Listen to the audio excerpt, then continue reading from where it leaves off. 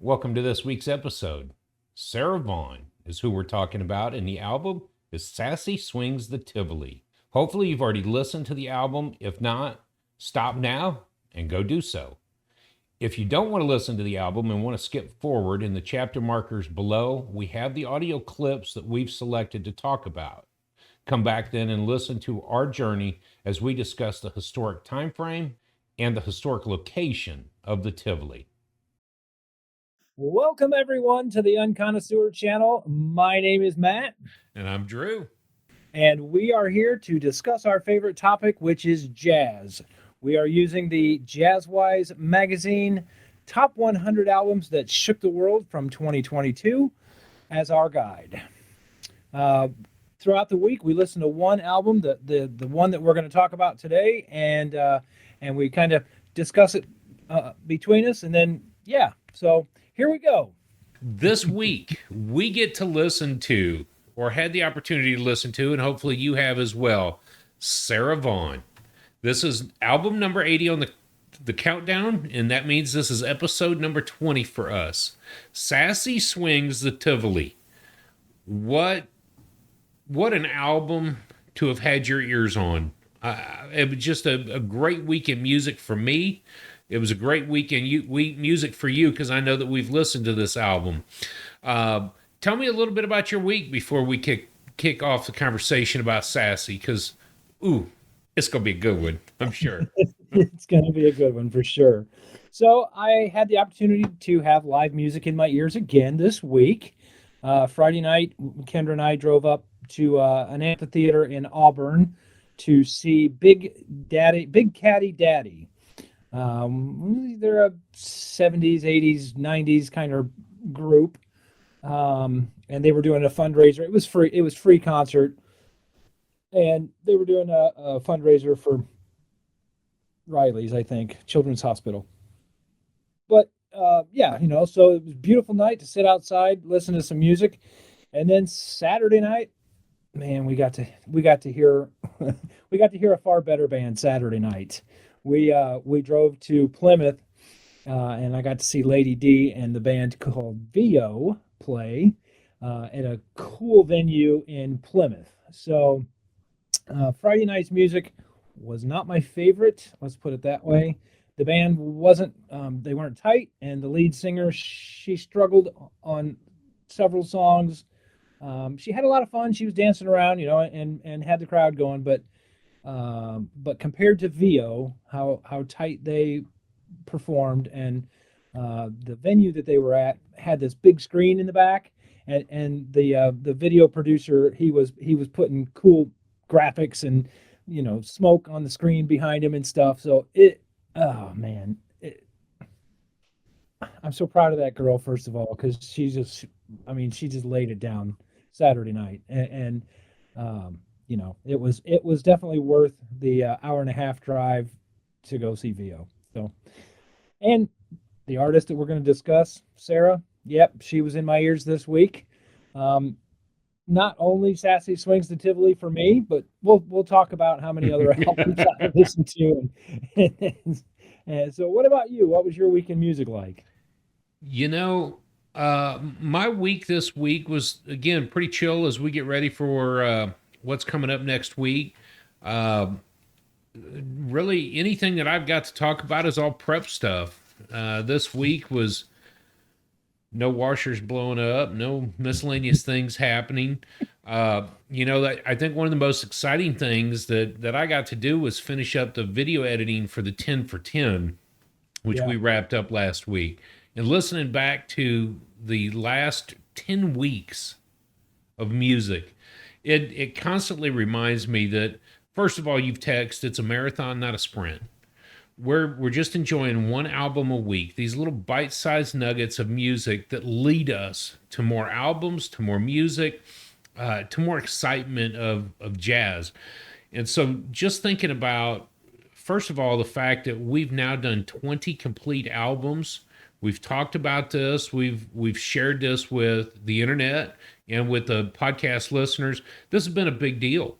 And so that's kind of been it. Let's see, tonight's a Monday as we record. And last night I had just a an exciting moment, if you will. We're preparing for Monk's Jazz next week, and it's going to be a super exciting time for us as musicians. It's the kickoff for the Texas Jazz and Blues Camp, but we're going to get to play with Don Braden on the stage at Monk's Jazz. I'm a jazz listener. I'm good at tuning the radio, right? That's what Dad would have always said. I can tune a mean radio. For me, being a really a new trumpeter, these last 2 years of learning an instrument has been exciting. But this Sunday coming up, we will be on the stage at Monk's, and because I have been rehearsing on Sunday night with these middle school, well, they're all not high school kids, with these high school students, it's going to be a blast. I have a solo that I've been working on, and hopefully my fingers can move fast enough for what my mind can hear. But I'll be sitting on a stage as a musician. And I got to be honest, it's nerve wracking. My confession is just that, wow, I'm extremely nervous about this. And of course, starting that Sunday night, we kick off the camp itself with registration, and the overnight campers begin. We're all going to be busy. They are actually scheduled from like 5:30 or 6 o'clock to 10 with activities and an ensemble. So there'll be continuum combo practice. I get to put my camera away when all the students leave because I'm not gonna photograph in the evening unless it really justifies it. Then I get to be a student for an evening. And then it all leads with a Friday concert for all the students to play in the ensembles. And I think we're at 60 some students this year. Wow. So my week is preparing for that, but my Sunday at Monk's is the most nerve wracking. I'll spend a week doing photo and video. I'm not, that's just a walk in the park, baby. But that's Sunday before. That's got me a little nervous. What I was going to say about last night in our rehearsal is that we've got 6 songs that we're doing, and 5 of them have a vocalist. The young lady had been at cheer camp all week and could not sing. Oh, no. So our drummer, his mother is had been a choir director, and she is a vocalist. So she was like, yeah, I can come up and sing these songs. She needs to be on stage. That's all I had to say about that. That woman, you know who you are if you watch this episode. You can sing. And Joe said it. I need to take you on the road. You're gonna blow people's doors off. And she was like, well, I've never sung these songs before. 5 of them she had never done. One of which I hear in my head because of Sassy, Lullaby of Birdland. And this young, actually Sarah Vaughan, but Sarah was wailing on it last night. I was just like, man, if you could do the show next Sunday, I'll be all right. There'll be at least 2 adults on the stage. So that's my week. I know that next week when we sit down to record, it'll be a unique one because I will be on campus at Texas Jazz and Blues. So I'll have the laptop. I may have to record from auditorium or a room, but I'm pretty excited. Yeah. Sure. Now, if I had to hit pause here, I would say, if I'm sitting with Don Braden when I record, I may just have him say hello. Well, I would not mind that one bit. No. So let me ask you this. If you had to pick 1 or 2 of your favorite female vocalists, and it doesn't necessarily have to be jazz, who would you pick? Your favorite female vocalist? It's interesting. I hadn't had any prior to really paying attention to jazz music. I wouldn't have said I had have somebody that I would turn to. Ella Fitzgerald might have been my go-to answer just by name. Doesn't have to be jazz though. Like, Matt, this is where we started a year ago. I wasn't paying attention to music. Okay. And so when I think about female musical artists, period, I have to go back to a childhood. Probably the only one I ever paid attention to was Amy Grant. Okay. And after that, there's probably a handful of them that, with my appreciation for rock music, and I don't even know names. I didn't pay attention. Evanescence. Yeah. I loved her. I loved her singing, period. Yeah. And so that, I draw a blank and go, well, I don't know. What about you? Man, you know what? I got a couple. I mean, Karen Carpenter has had an amazing voice, very Yeah. smooth and round tone to her voice. And believe it or not, Kelly Clarkson, she's got an amazing voice, an amazing range, amazing Okay. talent.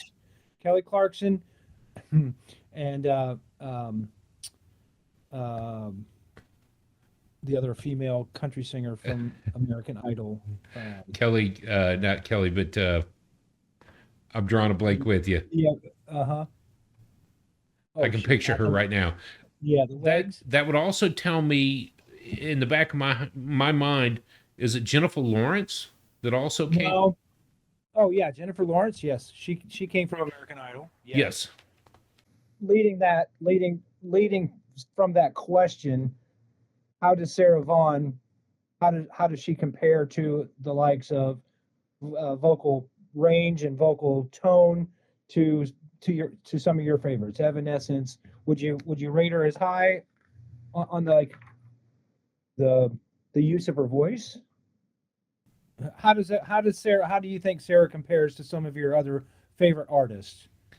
It's interesting because again, not really paying attention to a whole lot of things. There are some female vocalists that we've watched on like The Masked Singer, and when they can hit the range, you just think that's a legend up there. And we've had a few of them recently, week after week. That's what my family's into, by the way, is The Masked Singer. Yeah, for sure. Sarah Vaughan's vocal range is like 4 octaves. She Mhm. can sing. She's contra alto, Dr. just Alto, like yeah. Cassandra Wilson.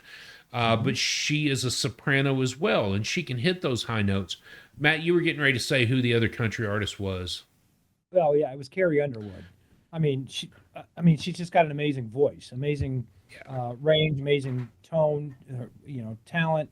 She's phenomenal, in my opinion. Yeah. And again, she's not jazz; she's country. But Hmm. I was trying this week in my mind, especially. I'm like, man, Sarah just has an amazing voice. And did did we introduce the album? Let's introduce the album one more time, just for people who maybe just joined us. We're talking about Sarah Vaughan, "Sassy Swings the Tivoli." It was released on Mercury, the Mercury label on LP and CD. It was released in 1963, and yeah, so And this was recorded over 4 nights in Copenhagen at the Tivoli. That was July 18th through the 21st, which by the time this comes out, it'll be pretty close to the anniversary of that. Historically, man, 1963. well, and okay, I had never heard of the Tivoli before, so that was one of my rabbit holes while I was putting the slideshow together and everything. Do you know what the Tivoli is? I don't. Okay. Yeah, I mean, just the the artwork and on the album and the name of the album, it led me to look up the Tivoli. And in Copenhagen, the Tivoli is the equivalent to Disneyland or an amusement park. Oh, no I'm thinking kidding. Cedar Point. And some of the performances that that you could go watch at Cedar Point now, those are kind of cruise shippy kind of performances, not necessarily a jazz great's going to sing at Cedar Point, but yeah, think of Disneyland, and that's what That's Tivoli is. cool. It's an amusement park, but it's original from the 1800s. They haven't changed much. The gardens are very well manicured with the flowers and the fine grass and stuff. So I just rabbit holed a little bit on the Tivoli just to find out what the Tivoli was. So I can imagine an opera house, you know, in the middle of Yep. this huge theme park where people are I going to come I think anyways. we called it in the years of America world fairs. Like when you go up in the Space Oh, Needle in Seattle and you get to look over yeah. the grounds, you get to see this element of what the city went through during the World Fair when it was held in Seattle. And maybe that's kind of it, a big Yeah. concert area. So you had that. Man, I appreciate you digging into that. Yeah. I mean, again, not knowing what the Tivoli was, that's just one of those little nuggets that I wanted to research. So yeah, it was pretty interesting. And I can kind of picture myself at again, Cedar Point, but um, Six Flags. I know Six Flags has some entertainment there too, but you wouldn't go see a jazz star like Sarah Vaughan at Cedar Point, but maybe at the No. Tivoli they did. So Well, I liken it to the current situation here in Austin. We've got Circuit of Americas, and they do major concerts during the GP race, the Grand Prix, and during F1. So you will mhm, go see big names on those nights, and they book those things, and it'll pack a house. So mhm. that's kind of how I've envisioned it in my head. Yeah, but you got Austin City Limits too, so you get good things there. Scott Brothers. Speaking of great music in town, I'll tell you about it next week when we record. But Tuesday and Thursday night, I'll be at Monk's listening to some phenomenal music. Spencer Foster is on Tuesday night, and then Milo is on Thursday night. We've got Nice. we've got great music in Austin and Mhm. Austin It City sure do. Limits. Uh-huh. And It sure do. Austin City Limits Festival coming up in October. We'll be there on Friday. Yeah, we do have some good music here, don't we? Yeah, you do. I'm not jealous. Let me run through this slideshow real quick, and then Yeah. then we can talk a little bit about. Oops, oh, that was dumb. Then we can talk a little more about Sarah. So whatever you do, do it to jazz. Of course, that's our motto. That's kind of how I live every week now. Whereas before it was music, and I love that hijack slide. But this week we're talking about Sarah Vaughan, Sassy Swings, the Tivoli. And moving on to the next slide. There's just a album cover from the album Sassy Swings to the Tivoli. I love the artwork. It's so cool. You know the Tivoli is lit up like a Christmas tree is what it's lit up like. But yep, that's the artwork for the slideshow for the album. On to the next slide. I just got a couple of pictures of Sarah, and she was a very beautiful woman. Yeah, she had a lot of class and a lot of style, and her looks didn't hurt her at all. Let's put it that Did way. not. Right? And Matt, it's interesting because in the magazine it talked about she played her part in presenting the sexy chick on stage. Yeah. And she often began the concerts that she did with I Feel Pretty. And Hmm. when we get to the audio clips, that may be one that we play, but she played it up. That's for sure. Yeah. She was a very beautiful woman. Yeah. On the next slide, it's just another picture of her, and then I got this quote: "When I sing, trouble can sit right on my shoulder, and I don't even notice." So she's just saying, when she's up there singing, she is focused on what she's doing. She's focused on making sure everyone has a good time and is enjoying the music. So when I sing, trouble can sit right on my shoulder, and I don't even notice. It's a great So quote. I cool. love it. Yeah. So, all right. So the next slide, again, I did a little deep dive on the Tivoli, and there's a link on the top of the slide, and I'll make sure to put that in the show notes so that you can see it for yourself. Just go to the Tivoli website. But it was an amusement park and garden, and Walt Disney took his inspiration for Disney World from Tivoli. Brilliant. Um, yeah, I know, right? It's really cool, just the history of the whole thing. Um, Again, the information that I was reading, I copied it and put it on this slide. In 1943, Denmark was firmly in the grasp of Hitler's Nazi Party, and the Danish people's allegiances were split. So a group of Nazi sympathizers broke into the gardens and placed firebombs in the concert hall, the Glass Hall Theater, and the Arena Theater, and burnt them to the ground. It's interesting correlation that we came off of Django Week when we asked the question, was he exploited by or protected by the Nazis? It's an important part of history when you consider the music element, a tiny piece of music during World War II and how it impacted people's lives. Uh, I continued to read about Django. I don't mean to jump off the slideshow here. When I read more about the situation, he was living in a home in France. So he wasn't viewed necessarily as a Romany. He wasn't a gypsy, but he was protected because he did have a home. And what ended up transpiring is I think he was protected by, to answer the question from last week's episode. I think he was protected by him. For sure. So I just moved to the next slide. Sarah was born in 1924, and she passed away in 1990. And I love looking for influences and finding who was an influence to her. And here's what I found: Bessie Smith, Ella Fitzgerald, Louis Armstrong, and Lena Horne were some of the ones that were listed as influences to Sarah. And man, we haven't covered Ella Fitzgerald yet. I'm hoping that she's on the list somewhere, because she may be one that I rabbit hole. Even if she's not on the list, I need to listen to Ella, because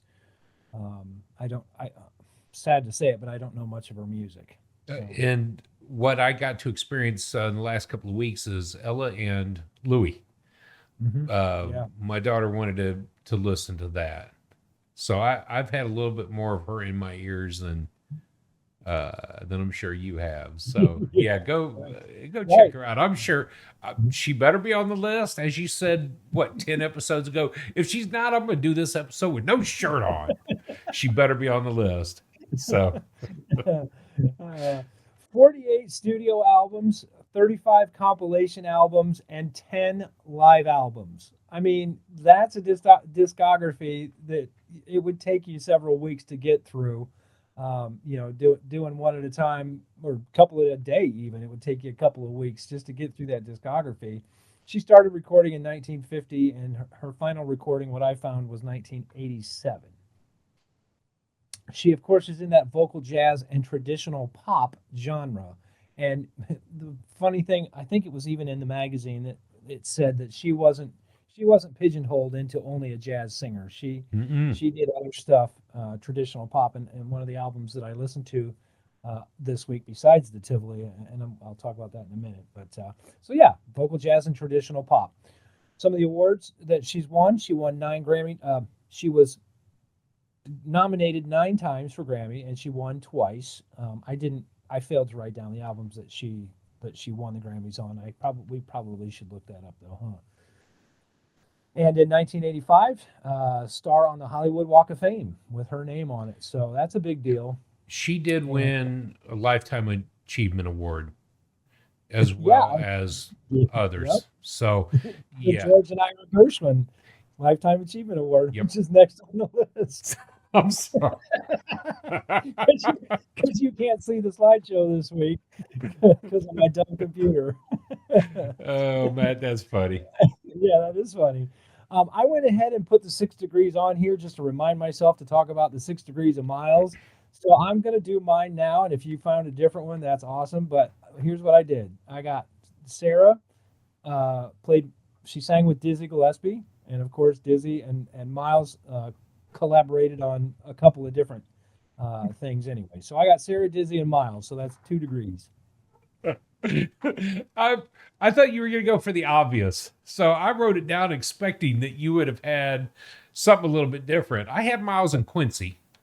Miles and Quincy, but the producer of this album was Quincy Jones. Now, here's the obvious. Are you ready? Mm-hmm.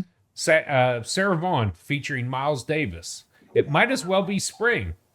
Sarah was accompanied by George Treadwell in his All-Stars in 1950. That was May 18th at the New York City Apollo Theater. That was on Columbia Records.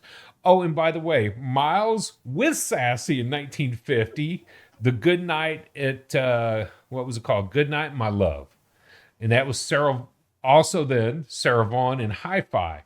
Tracks 1 through 8 and 15 through 21. So Miles accompanied her in the 50s, early 50s. And the George Treadwell, to me, that was pretty funny because it was George Treadwell All-Stars. And unless you dug through the All-Stars to figure out who his All-Star band was, you'd have never seen Miles Davis on it. And so, they played together, by the way. That's my one, one degree.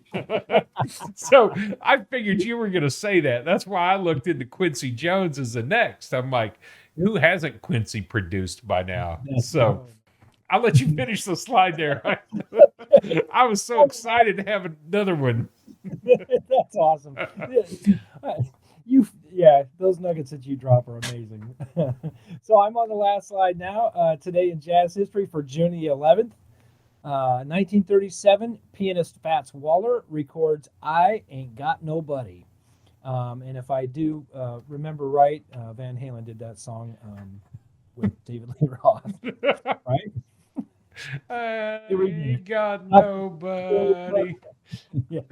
That's funny because I've had a few comments about the Eddie Van Halen, Stan Kenton, and Robert Gradinger, both in person, and I've seen some of the comments online. So, Hi, good comments, I hope. oh yeah, Okay, good. most And of then, them are you got to pick a side. I said no, I can shoot right down the middle, and Matt can too. So yeah, I'm an right Eddie down Van the Halen fan. Eddie Van Halen band. So, and then in 1981, pianist George Shearing records a tribute to Bill Evans. So, got a 1937 and a 1981, a little bit newer. The final thing on the slide, Gunther Schuller famously described Sarah's voice as the greatest vocal artist of our century. Hmm. And that will end the slideshow.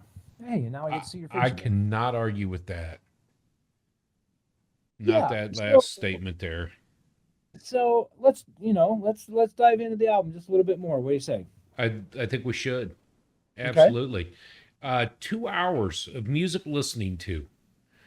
The song track is so long, I wasn't going to put it up there. But what I noticed in all of the songs, the consistency, the style, her voice, very angelic, if you will, covering those 4 octaves. Man, she could blast a note. I don't know if you saw the text I sent earlier about her doing Send in the Clowns. I And did. if you listen to her singing Send in the Clown, you really get to hear some of that dynamic range, but that's not on this album. So y'all have to check that one out later. But this album was just packed with yummy goodness. And Well, it's a live recording. yes, So I was you going to have bring that that up. energy. Sorry, I'm moving things around on my desk. I'm sorry about that. I was going to bring up some of the other albums that I listened to because here's the thing, and it's not that I didn't like that I didn't like the Tivoli, but I Sassy Swings Again from 1967. Of course, it's a studio album, but that one blew me away. And then the one that I listened to today on my drive, 1981 Songs of the Beatles, I didn't and listen to that. Very good. it is very good. Yeah, very very good. I'm not even a Beatles fan. I'm not against the Beatles, but I'm just not a huge fan of the Beatles. But man, her take on the songs and her vocal prowess, her yeah, it's amazing. I mean, it's worth a listen to. Again, along with the Tivoli, if you're only going to listen to some Sarah Vaughan, Tivoli for sure because it's live and swinging. I did listen to Sarah Vaughan Gold, more of a compilation stuff, and anything that I could listen to her being accompanied by Clifford Brown, that was all about my business this week. I love Clifford Brown.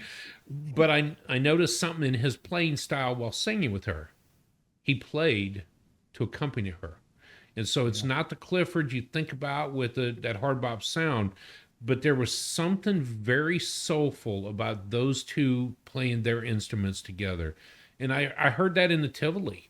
When you listen to her sing, there's something deep rooted, something powerful about the way in which she delivers a note, delivers the phrasing of it, or the way she doesn't slur the notes. It's very clear and precise. I was going to bring that up as well. Um, Cassandra, she hits every note, and she doesn't slur or modulate around too much. And Sarah Vaughan the same way. And I think maybe that's what I don't necessarily like about jazz singers when when when they modulate too much and they slur up and down and you don't know whether they're going to land or whether they're just going to lose it. And Sarah, like you said, each note was crisp and clean. Now she does modulate every once in a while or slur her voice, and slide her voice a little bit, but for the most part, she's spot on. It's not that gospel slide where you Sure. think just hit the note, stay on it, but I've got to go up 3 octaves and down 2 octaves. She hit it. Right. It was precision, and it was on.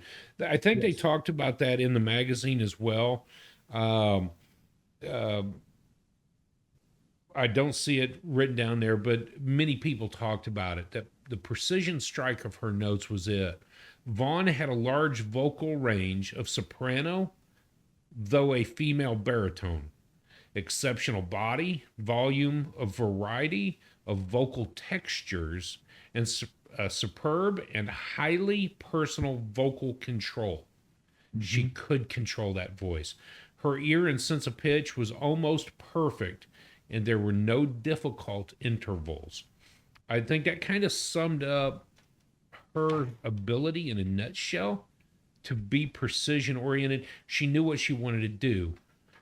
Somewhere I wrote down the other idea of that for her was that a singer who brought an operatic splendor to her performances of popular standards of the time and to jazz. And she didn't play much with the scat stuff. Mm-mm. She paved a way to get away from the scat. If you're going to sing a song, sing a song. There's Right. no reason to play your voice like an instrument and scat through it. And I think that's what impacted her singing so much. Even like Nina Simone, you Yeah. could sit and play and sing a song, and people were going to love you for it. But that's probably why they ended up calling her. Was it Lady Divine? The Divine One. The Divine One. Yes. Yeah. She actually had two nicknames. Do tell. What was the Yeah. second? Sassy. Oh, Sassy. Yeah. Sassy was one nickname, and the Divine One was her other nickname. So, man, that's pretty Yeah. impressive. I mean, we don't even have one nickname. I keep trying to think of a nickname for you, and But everybody did have nicknames, right? I mean, you think back through the years and we talk about people. Diz was Diz, and they talked about it in Wayne Shorter's book the day that they just went by Wayne. They no yeah. longer clarified it. He had one name, and that was Hmm. Wayne. Miles had his own, and so on and so forth. So Right. I mean, Pops. Pops Pops, had his name. Yeah, Pops Satchmo, had his nickname. Satchmo. Bird. Bird, So yeah, the Charles nickname is Yardbird important. Parker. That's right.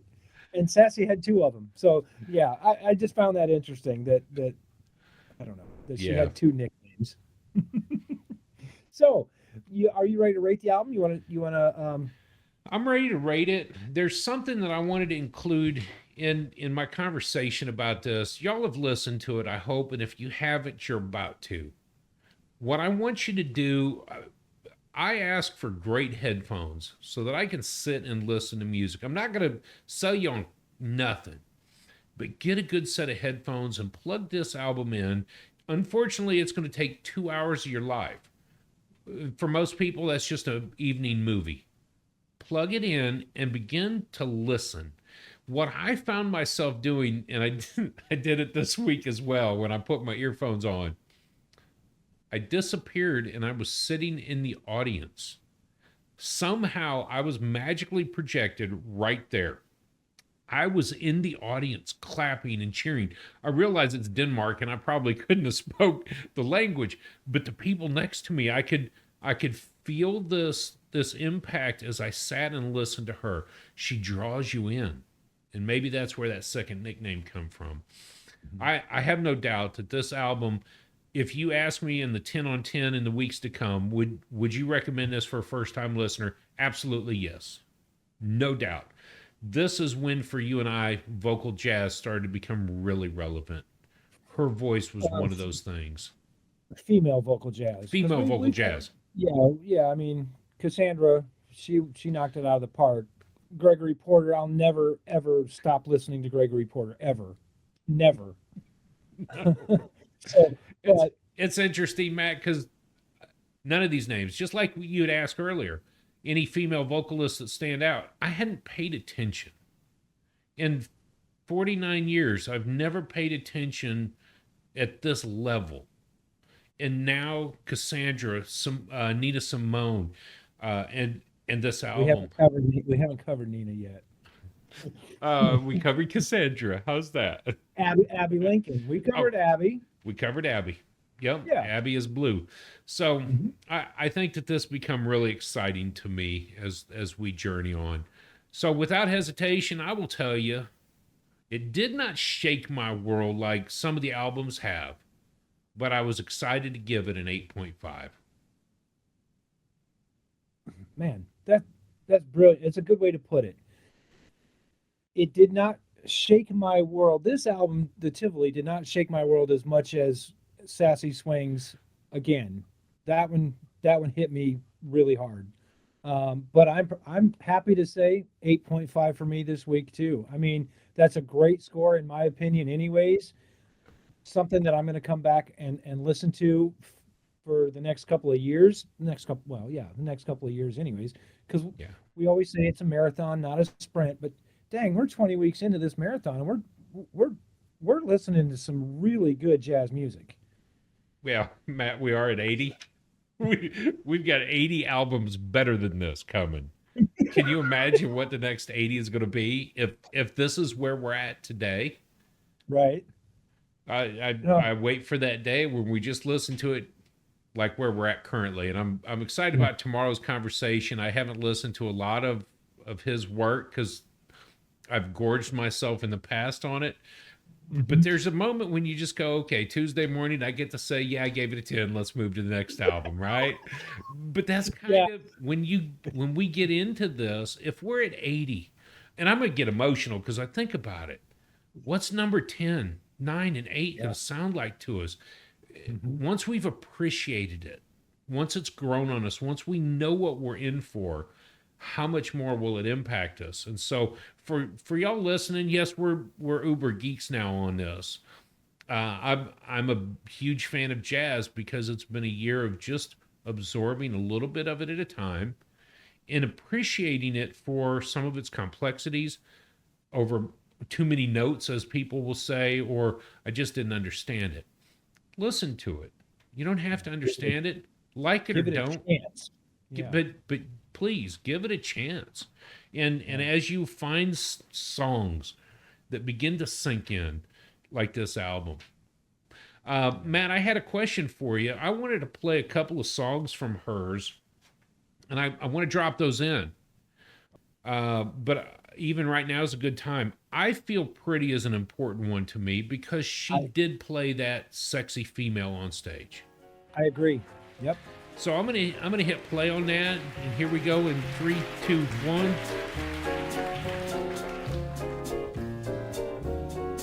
I feel pretty, oh so pretty. I feel pretty and witty and bright and so pretty. I hardly can believe it's real. I feel charming, oh so charming. It's alarming how charming I feel and so pretty. I hardly can believe it's real. See that pretty girl in that mirror there? Who can that attractive girl be? Such a pretty face, such a pretty dress, such a pretty smile, such a pretty me. I feel stunning, oh so stunning. Feel like running and I have another song in mind. What do you have one that you had thought, if I had to share a song from this album or two, what would it be? Well, off of disc 1, song number 5, Sometimes I'm Happy. I really, that song resonated with me quite a bit when I probably listened to it a dozen times this week too. So I like Sometimes I'm Happy. So play just a clip from that. Here we go. 3, 2.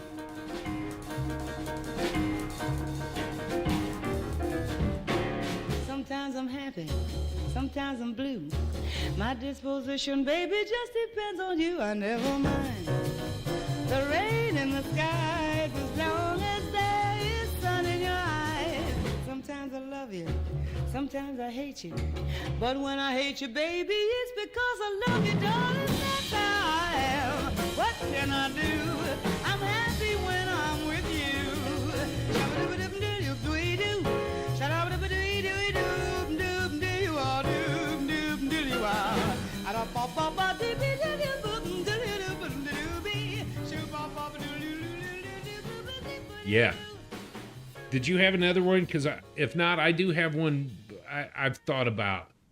Go for it. I don't know him well enough, but Quincy Jones. She and Quincy wrote the song Sassy Blues. And it always hits me listening to that. And so if that's all right, I'm going to go ahead and drop it in now.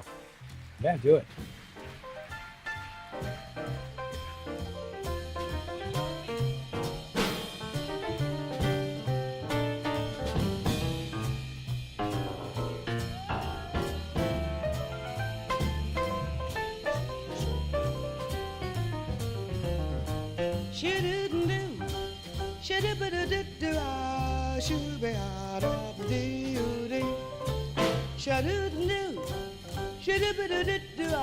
Every time I listen to it, it reminds me that I need to understand who the heck Quincy Jones is.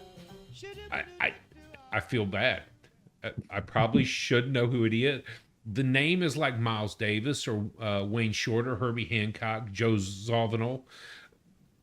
But I have never investigated Quincy Jones. And so I may make that a purpose of mine in the next couple of weeks. Okay. Do you know of? I do not. Like you said, the name, I would know the name. I actually even know what he looks like. If I see him in a crowd, there's panning the camera. Oh yeah, there's Quincy Jones. But to know the extent of his work, he's obviously the Rudy Van Gelder of producers, right? Oh yeah. So the best of the best want to work with him. One final, but I'm glad we're going to go down that rabbit hole, and I hope we do that one together as well, where we're texting back and forth. Hey, check this out by Quincy. Check this out by Quincy. I just want to say thank you to Jazzwise Magazine. Sarah did not make the list in 1999, and in the 2006 list, she was number 92, and of course, in this release of 2022, she's all the way up at 80. So I appreciate Jazzwise compiling the list for us of the top 100 albums that shook the world. I'm glad Sarah made it on this list so that you and I got to experience Sarah Vaughan Week. And again, I have a great appreciation for her and her vocal talent now. Oh yeah. Well, and I want to touch on that too, Matt. I would say this about this list. It took a lot of energy to put it together. John Newey and the team over there, and I refer to him like I've talked with him or know him. I have no idea. I'm probably saying the name wrong because I'm American. I'm not even from England. But this magazine by now has changed our world. And I remembered something as I was listening to Send in the Clowns by Sassy. I was editing Django's video in the top 10, and I almost began to cry. Where would I have been? And it took me to the beginning of the magazine. We put this particular publication together. The life-affirming music is the words that they used. And it's changed my world. The magazine, the publication, just for us to be able to dialogue on number 40 tomorrow, where would we have been a year ago had we not done this? And now there's podcasts and YouTube. That reminds me, the info link is going to be on the screen here. You can find us on the website at theunconnoisseur.com. Drop us an email, theunconnoisseur@gmail.com.